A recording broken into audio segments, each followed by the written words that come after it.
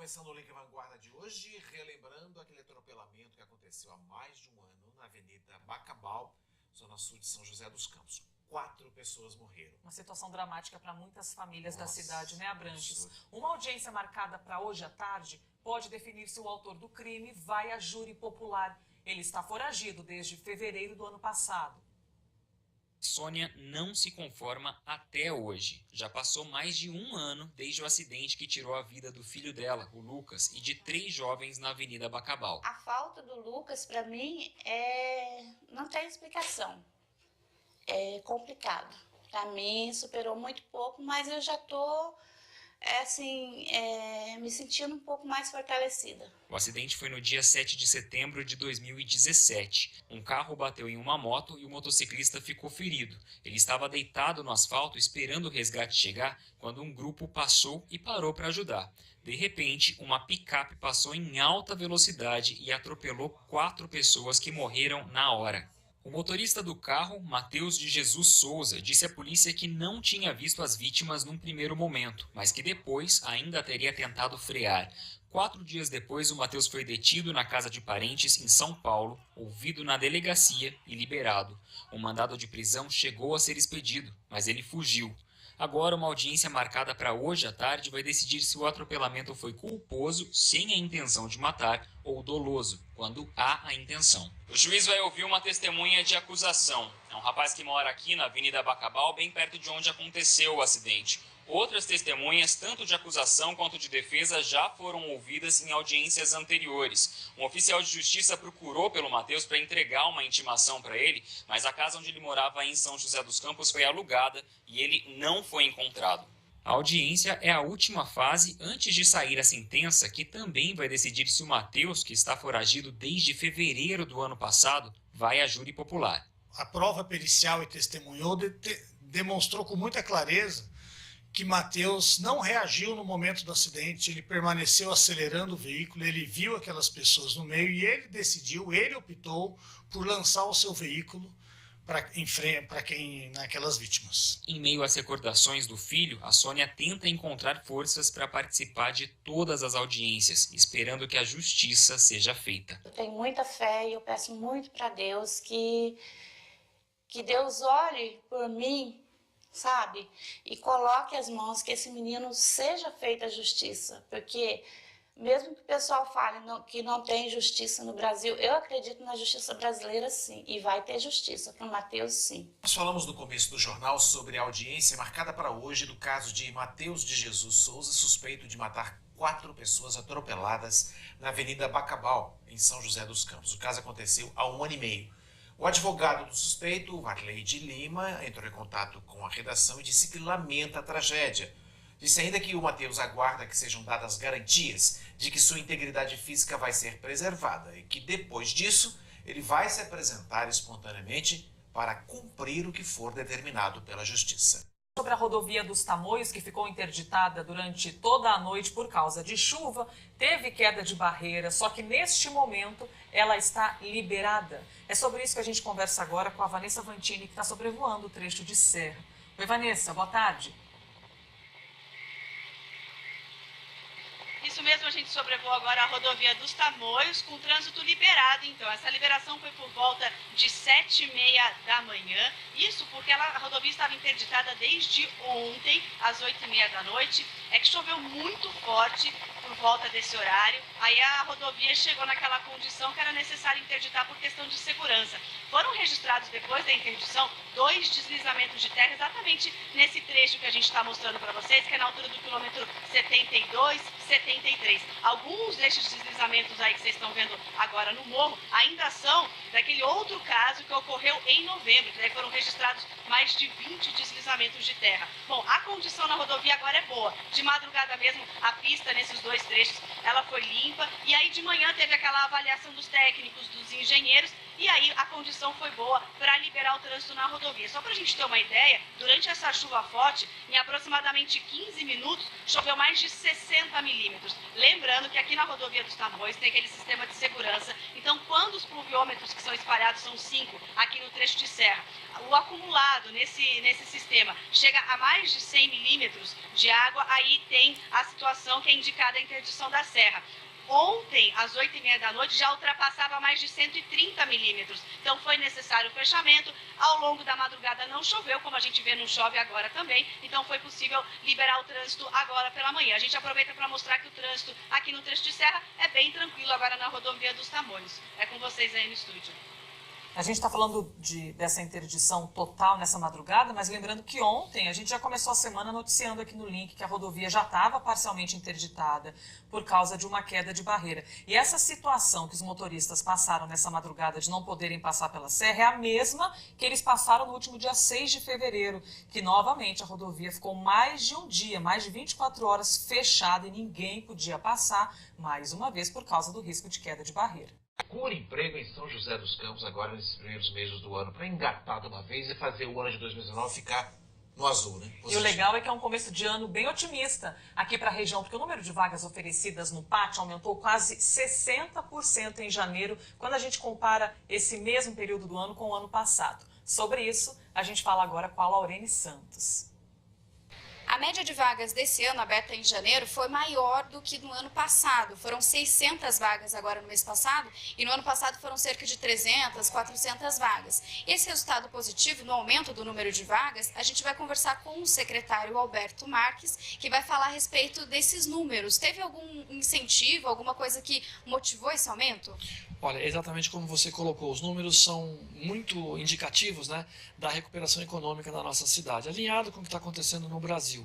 Então, assim, a gente observa, né, especialmente no setor de serviços, uma preponderância dessas vagas, mas o que puxou muito essas 608 vagas no mês de janeiro, contra 380 do ano passado, é o setor de alimentação, os supermercados, novos empreendimentos se instalaram no município, né? Além disso, a gente tem toda a cadeia de serviços, né? Nós temos pessoas com deficiência também sendo demandadas, isso é muito importante, e é esse o nosso esforço, cada vez mais aproximar o cidadão da possibilidade de vaga, seja através dos programas de aproximação mesmo de trabalho ou da qualificação profissional.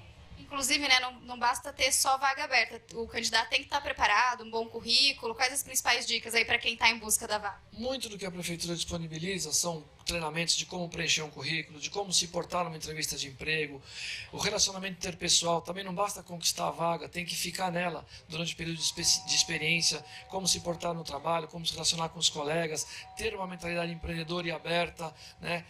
Fazer orçamento familiar. Tudo isso é importante nesse momento que as pessoas estão retomando as suas vagas de trabalho, e tudo isso a gente oferece através do programa Qualifica da Prefeitura. Obrigada, secretário, pelas informações, e a gente volta aí com o estúdio. Obrigada, Laurene. Se você está procurando emprego em São José dos Campos, a gente acabou de checar as informações, são 41 vagas abertas hoje no pátio da cidade. Entre elas tem vaga para vendedor, cozinheiro e porteiro. Em Taubaté também tem oportunidade, são cerca de 50 vagas. Só que na cidade elas estão distribuídas entre o PAT e também o balcão de empregos. Lembrando que a gente checou agora há pouco, mas essas vagas podem ir sendo preenchidas, então é bom você correr se quiser aproveitar a oportunidade. Está de volta e a gente volta com o Vancop. Vanessa Vantini, depois de tanto tempo com chuva, está fazendo sol no litoral, né? Mas quando a pessoa chega na praia, é só chegar chegando, ou é bom dar uma olhadinha naquela listinha da CETESB, bem de praias impróprias?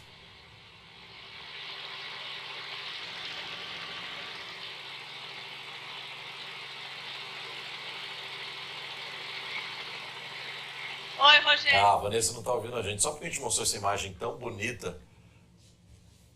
Agora ela chegou na praia, é aquela nossa dica antiga, né? Tem que estar sempre uma olhada naquela bandeirinha da CETESB para ver se a água está própria ou não para banho. Bom, seguinte, essa praia que a gente mostra ao vivo para vocês agora é a prainha aqui em Caraguatatuba. E de acordo com o último boletim da CETESB, essa é a única praia de Caraguatatuba que está imprópria para o banho. A gente está vendo que tem um pessoal aí curtindo a praia, mas acho que esse pessoal não ficou atento a essa dica não, viu? As outras cidades, né, que também saem aí no balanço da CETESB, vamos lá. Em Ubatuba, 2 praias estão impróprias para o banho. Em São Sebastião, são mais 3 praias, viu? Que o pessoal tem que ficar atento, tá lá com a bandeira vermelha imprópria para o banho. Ilhabela, que a gente sempre vem mostrando bastante nesse verão, é o seguinte, melhorou um pouquinho. Das 19 praias que a CETESB avalia, né, 8 estão impróprias para o banho. Entre elas, Armação e Viana, que fica lá no norte da ilha, e também a Ilha das Cabras, Portinho, Julião, que fica mais ao sul. Então a gente vai reforçar aquela dica. Vai curtir praia, a gente está vendo que o tempo está bom aqui hoje e está bem quente também, viu? A temperatura bem elevada aqui. Dá uma olhada antes, dá para entrar no site da CETESB também, ou então, chegou na praia, sempre tem aquela bandeirinha vermelha, evita a praia, porque não só o mar acaba ficando impróprio, né? Os médicos reforçam que muitas vezes a areia também é bom evitar o contato, viu? Vida de relacionamento com os outros. Inclusive também, se você quiser viajar, tem que esperar um bocado para poder tirar o passaporte em São José dos Campos. Está demorando, né, Elisa? O posto da Polícia Federal que faz esse serviço está funcionando de maneira provisória na cidade, fazendo menos atendimentos. Por isso que você precisa se organizar e tentar se adiantar, hein? Se quiser o passaporte. Vamos conversar com o Thiago Bezerra, que está exatamente no posto para conversar com a gente. Oi, Thiago, boa tarde. Oi, Elisa, boa tarde para você, para todo mundo que está acompanhando o Link Vanguarda. Pois é, a gente está aqui mesmo no aeroporto de São José dos Campos, onde está acontecendo esse atendimento de uma maneira provisória, né? Bem aqui do meu lado a gente tem uma recepção do posto da Polícia Federal. A gente vê aqui algumas pessoas sendo atendidas, mas isso está acontecendo de uma maneira provisória desde dezembro. Na verdade, funcionou até dezembro num posto bem conhecido da população lá no Vale Sul Shopping, e aí desde o começo do ano está aqui. Essa é a recepção. Lá dentro a gente tem umas salinhas bem menorzinhas, onde as pessoas são efetivamente atendidas, e aqui os serviços que são prestados são a emissão e a renovação dos passaportes, que são tão necessários aí na hora da pessoa viajar para fora do país, né? Como eu disse, o atendimento antes, até dezembro, era feito no Vale Sul Shopping, um espaço bem maior do que esse. Para a gente ter noção, eram 15 funcionários trabalhando lá. Aqui no aeroporto são só 4. Agora você calcula, né? A quantidade de atendimentos que eram feitos lá e a quantidade que está sendo feita aqui. A Polícia Federal falou para a gente que aqui no aeroporto são só 80 por dia. Parece que é um número alto, mas isso em relação à demanda que chega até aqui, ainda é um número muito baixo. Por que eles mudaram de lugar? A Polícia Federal tinha um contrato com o Vale Sul Shopping que venceu no final do ano passado, e por causa disso eles precisaram fazer de uma maneira provisória o atendimento aqui para a população não ficar sem o atendimento. A intenção é que até o meio do ano a Polícia Federal já está estudando lançar um edital, né, um processo licitatório para que um outro espaço que tem interesse em receber o posto da Polícia Federal esteja disponível para poder ampliar novamente esse atendimento. Enquanto isso, a população está tendo que se virar com o que tem mesmo, né? Aqui na região a gente tem alguns outros postos, tem em Cruzeiro, São Sebastião e também lá em Guarulhos, né, bem próximo à capital. Para quem tiver com essa urgência, não conseguir o atendimento que é feito exclusivamente pela internet, não conseguir agendar para fazer aqui em São José, tem então essas opções, Cruzeiro e São Sebastião aqui na nossa região, e também lá em Guarulhos, ou então realmente em São Paulo, também lá no bairro da Lapa, na Superintendência da Polícia Federal. Hoje de manhã eu conversei com uma jovem de 20 anos que está passando por esse problema. Ela está precisando tirar o passaporte para poder passar uma temporada nos Estados Unidos, mas não está conseguindo. Vamos ver aí na reportagem. A Gabriela é uma das pessoas com dificuldade para tirar o passaporte. Ela vai passar um tempo nos Estados Unidos trabalhando como babá e estudando, mas está enfrentando demora para conseguir o documento. A intenção era ter viajado em janeiro. A agência aqui mesmo foi atrás disso pra gente e viu que tinha apenas uma vaga disponível para poder fazer aqui.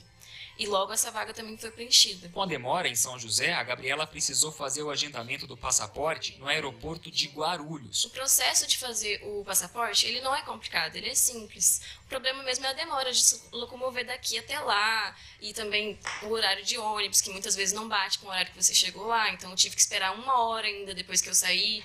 Então o problema mesmo é a demora para chegar até lá, que é outra cidade, né? Poderia ter sido feito aqui mesmo. O delegado da Polícia Federal explica que eles precisaram se adaptar ao novo espaço provisório para o serviço não deixar de ser oferecido na cidade. Houve uma finalização de contrato e a lei não autorizava que a gente prorrogasse esse contrato. Ele finalizou com 5 anos, não tem como prorrogar.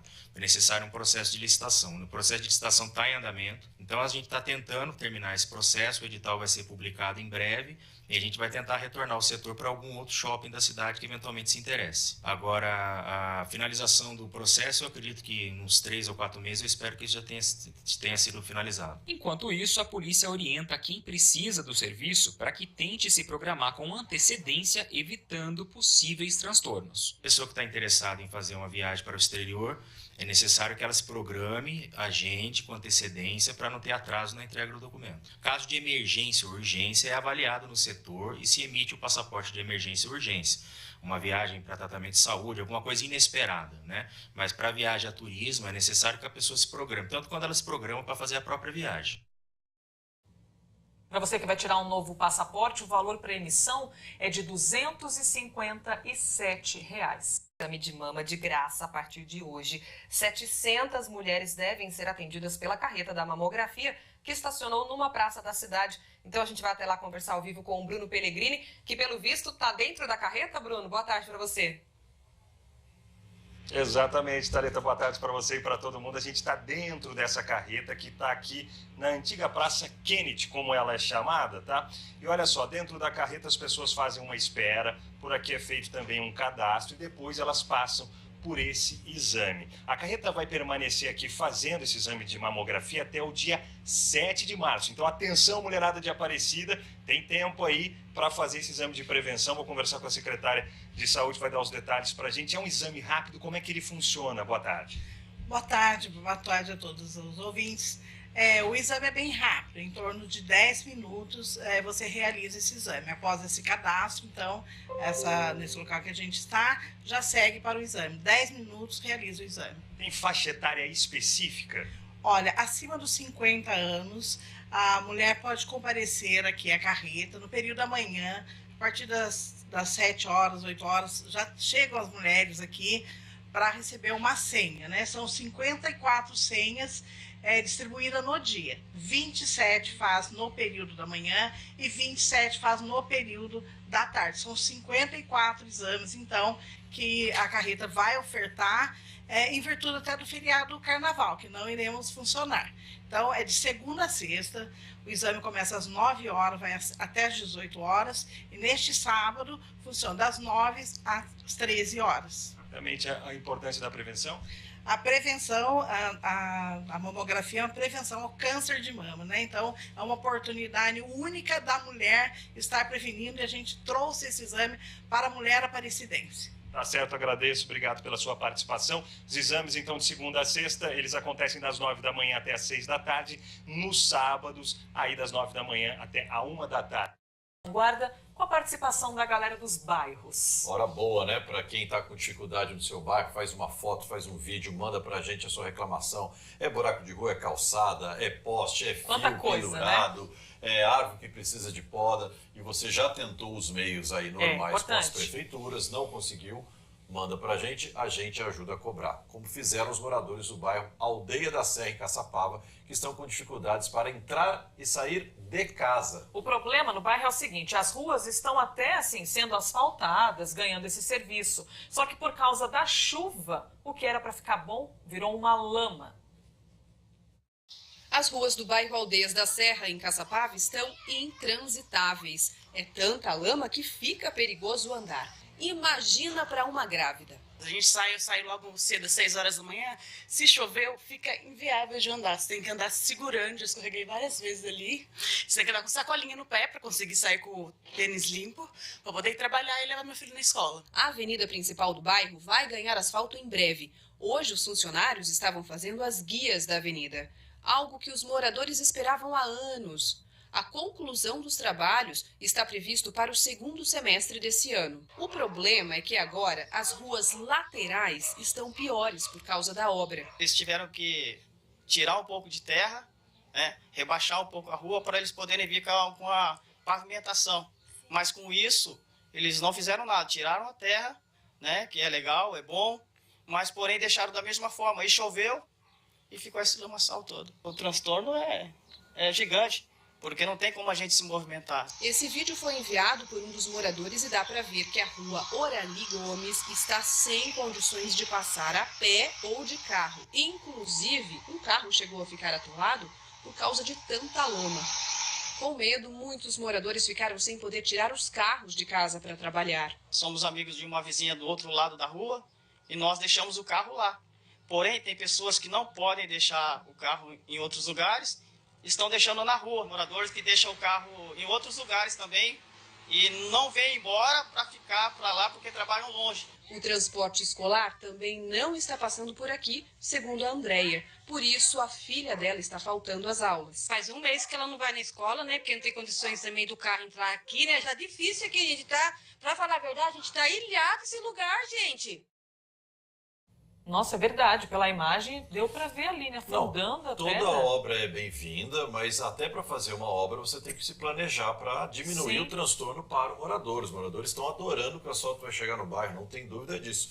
Mas andar naquela lama afundando isso aqui de perna é um pouco demais. Né? Faltou um planejamento ali, um cascalho e tudo mais. Engenheiros poderiam ter pensado nessa etapa, ainda mais nesse período de chuva. Nós temos uma resposta da Prefeitura, hein? Em nota, a Prefeitura de Caçapava informou que já entrou em contato com a empresa responsável por essa obra, a empresa se chama Landvale, e para que ela providencie urgentemente o reparo temporário, pelo menos, dessas ruas que estão dessa maneira crítica, como vocês viram na reportagem. Então, moradores, fiquem atentos. Se isso não acontecer, entre em contato com a gente de novo, beleza? Que constante dos moradores durante o ano todo, mas aumenta muito agora no verão por causa dos ventos e também das chuvas. Em Taubaté, as reclamações são de bairros diferentes, só que é preciso uma avaliação antes de podar ou principalmente cortar qualquer árvore. Agora sim, né, seu João? O que ele mais queria era ver essa cena aí, a árvore sendo podada. É que a figueira que foi plantada no bairro Baracéia há tantos anos agora traz um monte de problema aos moradores. A calçada levantando é perigoso passar gente pedestre, gente de idoso. Por isso vocês queriam essa poda. Pediu a poda. Antes de marcar o serviço de poda, a prefeitura faz primeiro uma análise da árvore e ela só pôde ser cortada porque a Secretaria de Meio Ambiente viu que de fato era o melhor a ser feito para evitar mais transtornos para quem mora aqui. Essa árvore é uma figueira, ela tem uma raiz muito agressiva, não é recomendada para a arborização urbana, porque ela destrói realmente tudo que está próximo dela, muro, encanamento. Então, quando a gente faz a poda, a gente dá uma freada no crescimento da raiz e no avanço dela. No bairro Independência, a poda nas palmeiras é feita pela prefeitura, mas isso não tem sido suficiente na opinião da dona Isabel. Ela disse que vira e mexe, as folhas caem, estragando as telhas e a cerca da casa dela, um prejuízo que já chegou aos R$1.000 nos últimos tempos. É por isso que ela pede que a árvore seja retirada da rua. Faz tempo já que a gente está lutando, eu e meus vizinhos, em relação a isso, né? Coloca uma outra árvore, não pode ficar sem, a gente entende isso.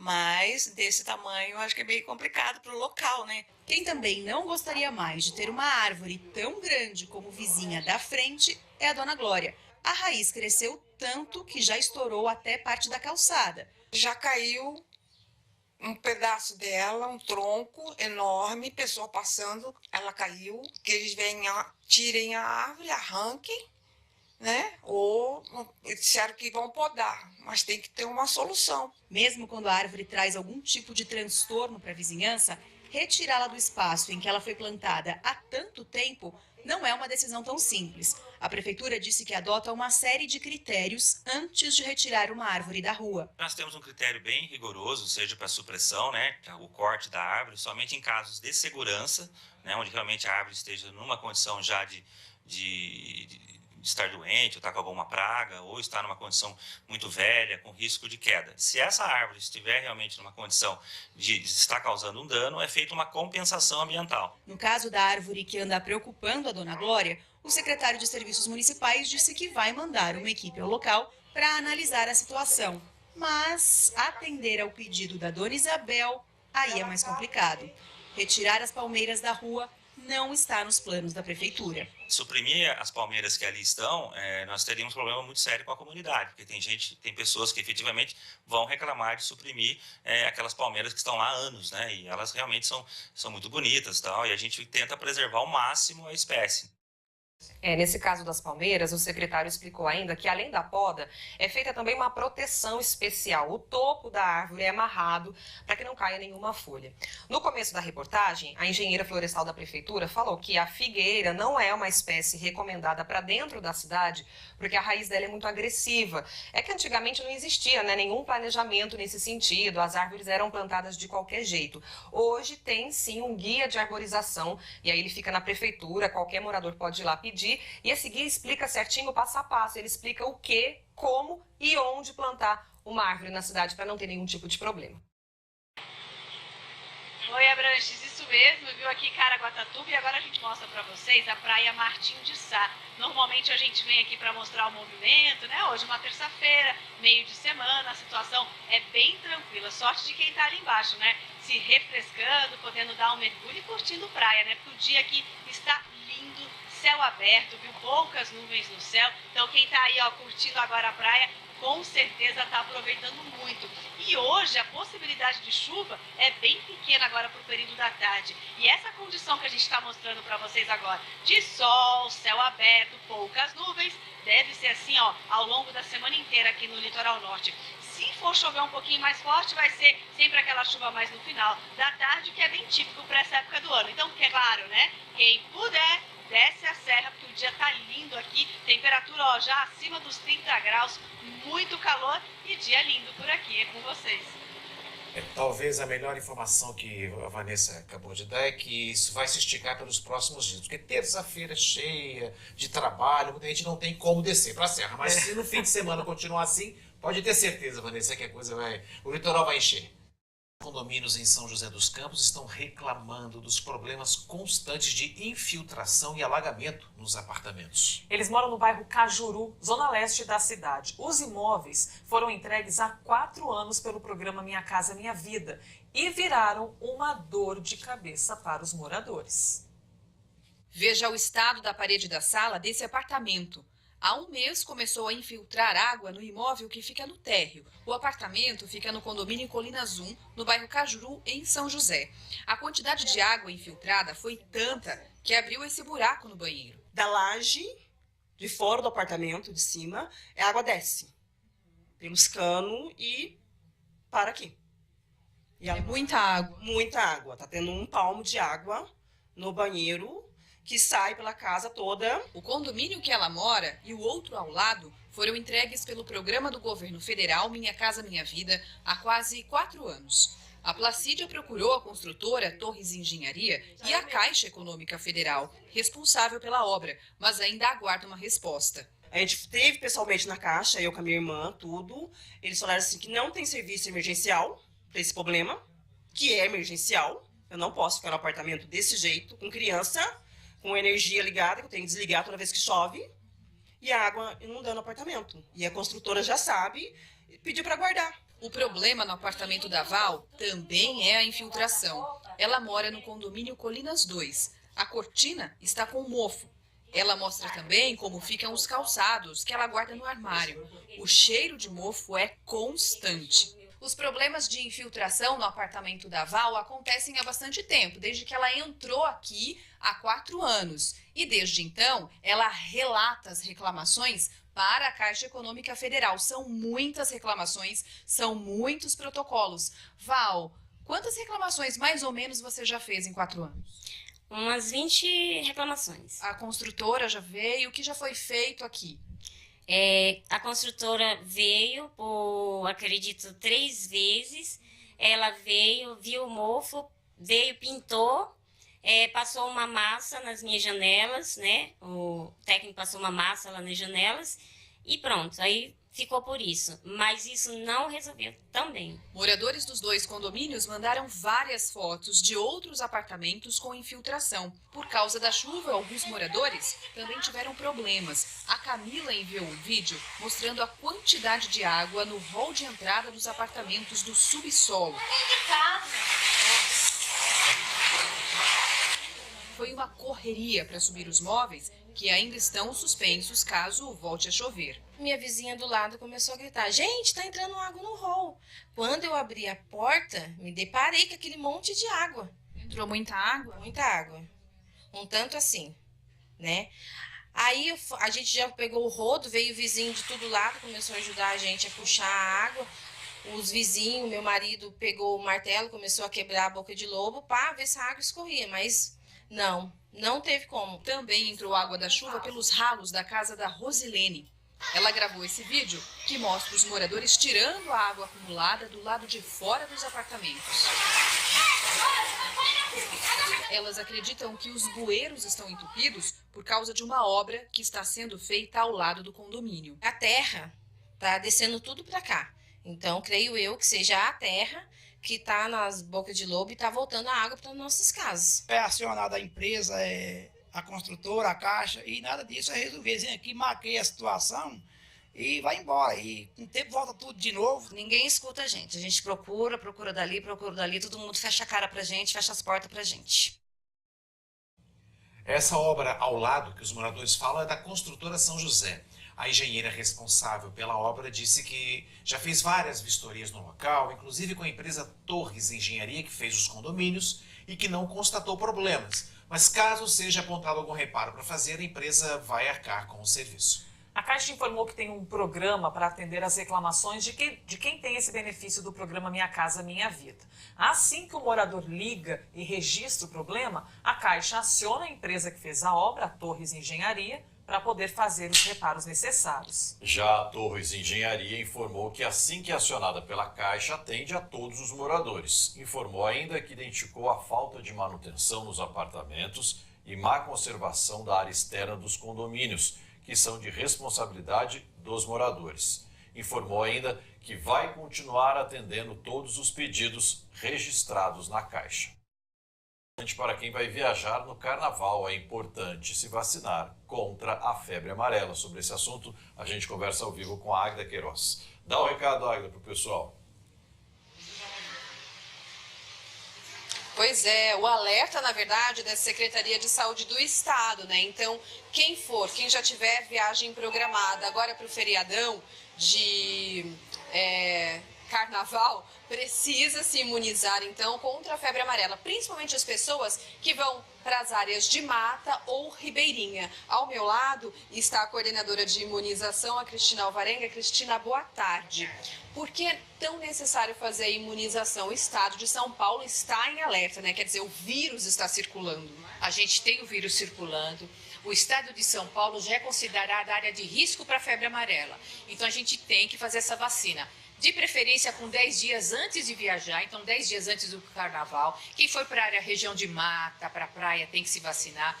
Pessoas que vão a lazer, pessoas que vão para rezar, tem muito retiro no Carnaval. É super importante estar vacinado. Lembrando que essa vacina já faz parte do calendário básico das crianças. Todos os bebês com 9 meses de idade já têm indicação de tomar vacina de febre amarela. Existe alguma restrição com relação à vacina? Não existe assim, é raríssimas restrições. Pessoas com doença imunossupressora, em tratamento com quimio ou radioterapia. Lembrando que tem criança que toma bombinha. Aquela bombinha, a quantidade de medicamento é muito leve. Então essas crianças que fazem uso da bombinha, que são asmáticas, também têm indicação da vacina de febre amarela. Enquanto viu, segundo os senhores, que é o sindicato dos hotéis, restaurantes e bares. Então aqui para o litoral norte, eles disseram que por enquanto a procura está baixa, mas que normalmente é assim mesmo. O pessoal deixa para fazer a reserva na semana do Carnaval. E tem uma boa notícia aí para todo mundo. Segundo o sindicato, os preços das diárias estão de 20% a 30% abaixo do que foi praticado em janeiro. Normalmente nessa temporada aí, né, comecinho das férias, os preços ficam um pouquinho mais altos, né? Então a boa notícia é que quem quer vir agora, né, curtir aí o Carnaval no litoral norte, tomara que esteja sol bonitão, com o dia lindo como a gente está mostrando, deve encontrar as diárias um pouquinho mais baratas do que em janeiro. É com vocês aí no estúdio. Aí tá aí, é um bom momento pro pessoal começar a ligar aí pro hotel, pousada, começar a fazer reserva, agora, porque né, então, se o preço tá bom e não tá tendo muita procura, é hora de fechar um bom pacote, negociar um bom pacote para o Carnaval. Se você está pensando em alugar uma casa ou apartamento no litoral norte, é bom preparar o bolso. Uma pesquisa apontou aumento no aluguel da maioria dos imóveis esse ano. Na onda do Carnaval, muitos turistas já programaram a curtição na praia. E o Wellington diz que a procura por aluguel de imóveis está melhor esse ano. Esse apartamento no Itaguá, com 2 dormitórios e ar-condicionado, foi alugado por R$3.000 para os 5 dias de carnaval. Pessoas alugam apartamento de 2 dormitórios para vir 3 casais ou 3 chefes de família, né? Vamos dizer assim, né? Com criança, e fica mais em conta. Um levantamento feito pelo Conselho Regional de Corretores de Imóveis apontou que o aluguel de casas e apartamentos nas cidades do litoral paulista para o período do carnaval está 62% mais barato. Mas aqui na região do litoral norte, o valor do aluguel caiu apenas para os imóveis menores. Segundo a pesquisa, em casas com 1 ou 2 dormitórios, o valor da diária fica em até R$650. Em 2018, o preço chegava a R$760, uma queda de 16%. Já imóveis maiores estão mais caros esse ano. O preço da diária de uma casa com 4 dormitórios é de R$3.210. No ano passado, o valor cobrado era de R$1.770, um aumento de 81%. Essa alta está ligada ao número de pessoas que cabem num imóvel maior, de acordo com o Cresce. Na casa maior, por exemplo, você pega uma de 3, 4 dormitórios, você coloca uma casa até 20 pessoas em 4 dormitórios. Então, na hora da divisão, isso em valores é um custo abaixa muito para a pessoa. Então, eu acho que por isso que o de um dormitório está ficando para trás, porque ele fica muito caro para uma pessoa só. E atenção, cuidado com os golpes na hora de alugar um imóvel. Nós tivemos aqui, para você ter uma base no Réveillon, 4 casos. A pessoa alugou pela internet, depositou 50%, muitas vezes de um imóvel de R$4.000, R$5.000, chega aqui e não existe esse endereço. Procure um corretor de imóvel, procure uma imobiliária, entendeu? Peça o Cresce dele, para a pessoa ter uma situação que seja mais tranquila para ela, para não ter esse tipo de surpresa. E com aumento ou sem aumento previsto, é sempre bom a gente se planejar e fechar